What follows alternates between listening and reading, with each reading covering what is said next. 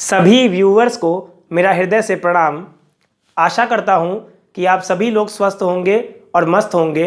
मेरा नाम है लवकुश मिश्रा और मैं आपको एसएसटी पढ़ाता हूँ। तो आइए बिना आपके समय को बर्बाद किए हुए हम अपने आज के टॉपिक को समझते हैं। आज हम बात करेंगे कुछ इम्पॉर्टेंट एमसीक्यूज़ के बारे में।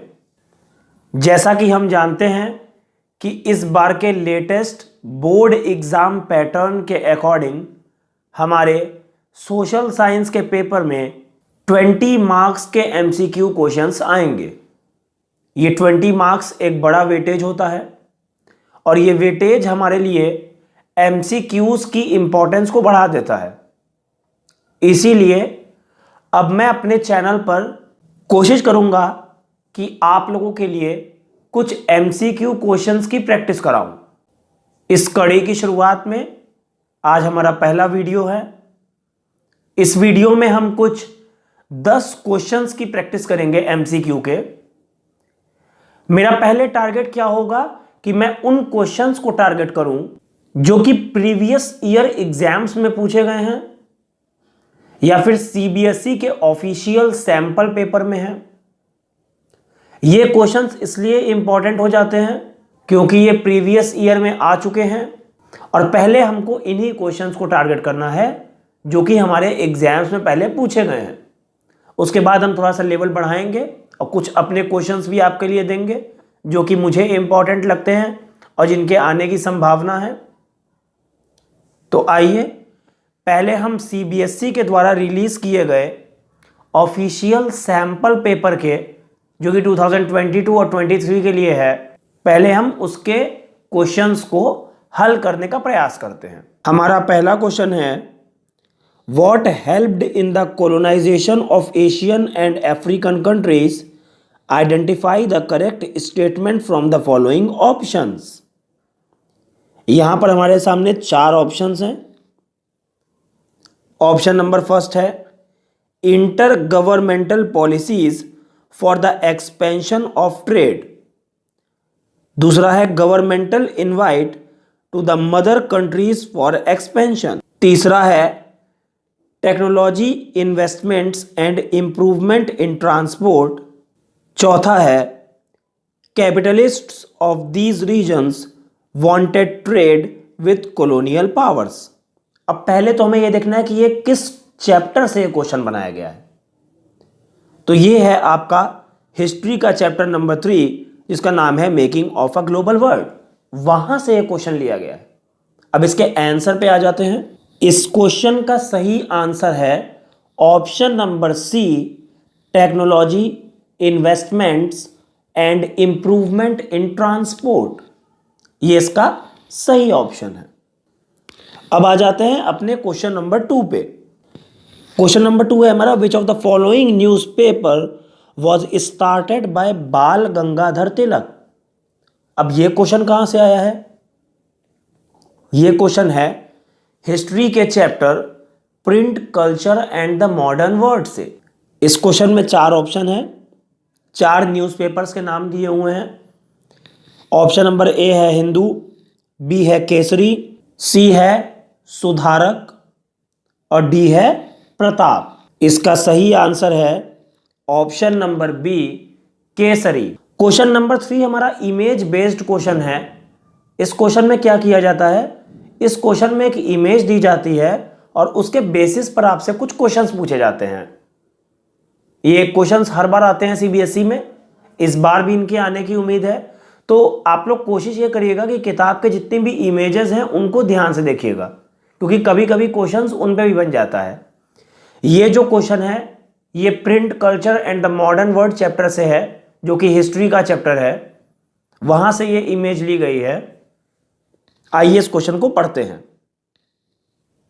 क्वेश्चन है हमारा, look at the picture given below, identify the name of the painter of this painting from the following options. आपके सामने 4 ऑप्शंस दिए हुए हैं, उसमें से आपको यह चुनना है कि इस पेंटिंग को किसने बनाया। तो हमारे ऑप्शंस हैं, ऑप्शन नंबर ए है Abindranath Tagore, option number B है Rabindranath Tagore, option number C है Raja Ravi Varma, option number D है समंत दास गुप्ता।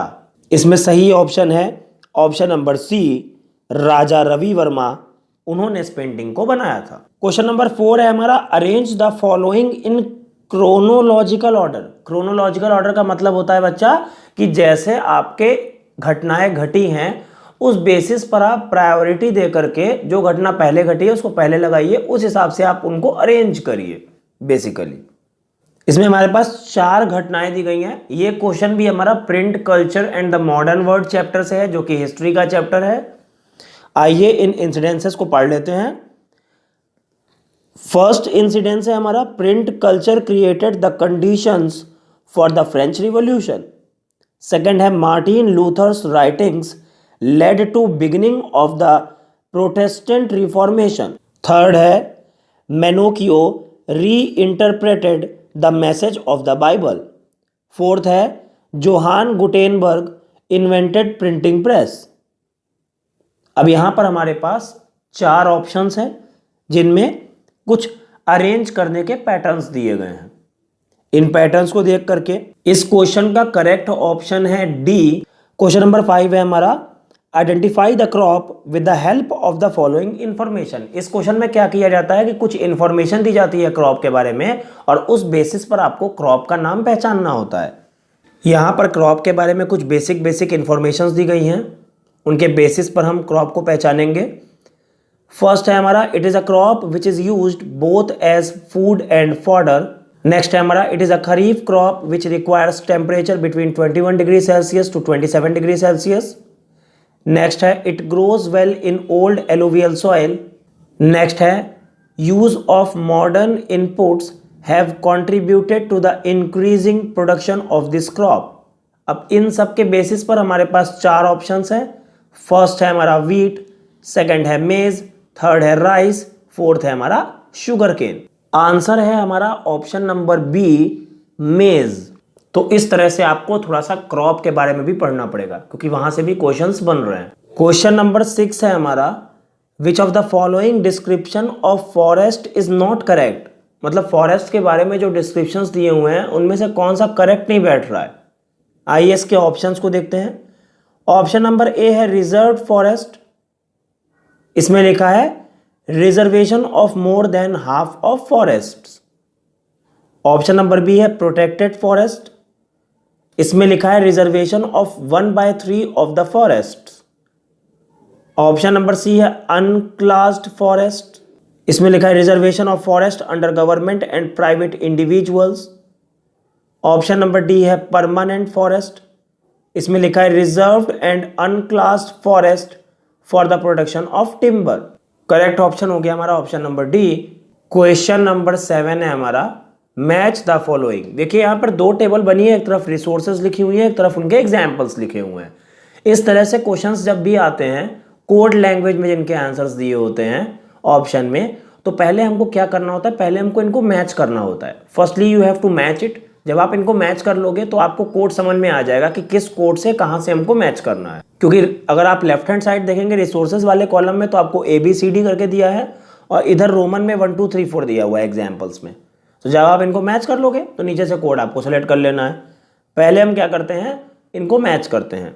पहले हमारा रिन्यूएबल रिसोर्सेज। अब रिन्यूएबल रिसोर्सेज कौन होती है इसमें से, तो वो हो जाएंगी हमारी फॉरेस्ट्स एंड वाइल्ड लाइफ। तो ए को हम किससे मैच करेंगे, 1 से। फिर आ जाता है नॉन रिन्यूएबल रिसोर्सेज को। अब नॉन रिन्यूएबल रिसोर्सेज कहाँ मैच होंगी, ये हो जाएंगी हमारे ऑप्शन नंबर 4 में, मिनरल्स एंड फॉसिल फ्यूल्स। फिर आ जाता है हमारा सी है नेशनल रिसोर्सेज। नेशनल रिसोर्सेज को हम किससे मैच करेंगे, सी के सामने वाले ऑप्शन से, थर्ड वाले से, जो कि है रोड्स, कैनाल्स एंड रेलवे। अब है हमारा इंटरनेशनल रिसोर्सेज। इंटरनेशनल रिसोर्सेज किससे मैच हो जाएगा, ऑप्शन नंबर 2 से, the oceanic resources. Option number A is the right answer. अब क्वेश्चन नंबर 8 पे आ जाइए। Consider the following statements regarding power sharing arrangements in Belgium and identify the incorrect one from the following. अब Belgium का जो power sharing arrangement है उसमें से जो गलत वाला ऑप्शन है उसको चुनना है। ये क्वेश्चन जैसे कि आप समझ ही गए होंगे पढ़ के, ये क्वेश्चन आपका सिविक्स के चैप्टर पावर शेयरिंग से लिया गया है। तो चारों ऑप्शन को पहले पढ़ते हैं। ऑप्शन नंबर ए है हमारा equal number of members from Dutch and French community in the central government. ये ऑप्शन तो ठीक लग रहा है। बी है हमारा separate government for Brussels with equal representation of communities. ये भी ठीक लग रहा है। थर्ड है हमारा the state government to be subordinate to the central government. ये थोड़ा सा गड़बड़ लग रहा है। फिर भी हम 4 ऑप्शन को पढ़ लेते हैं। 4 ऑप्शन है हमारा community government elected by people belonging to one language community. ये बात भी ठीक है।